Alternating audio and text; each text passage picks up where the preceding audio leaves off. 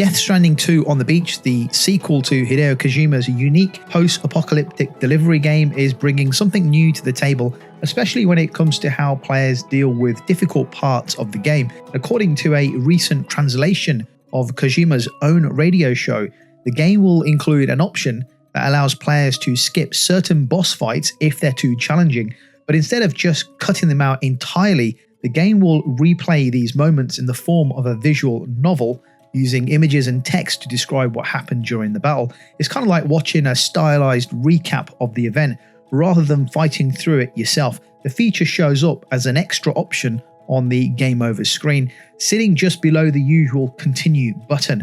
It seems like it's being designed for players who might struggle with combat but still want to experience the story and progress through the game. It's also worth mentioning that this is expected to be completely optional and may only be available on the lower difficulty settings.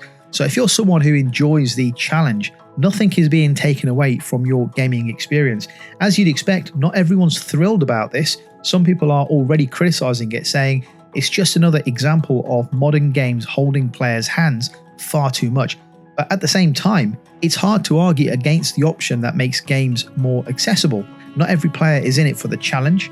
Some are there for the story, the world building, or simply the vibe of the game. And Death Stranding is a game that thrives on atmosphere and narrative just as much as gameplay. So if a feature like this helps more people reach the end and enjoy the full gaming experience, that feels like a win, surely.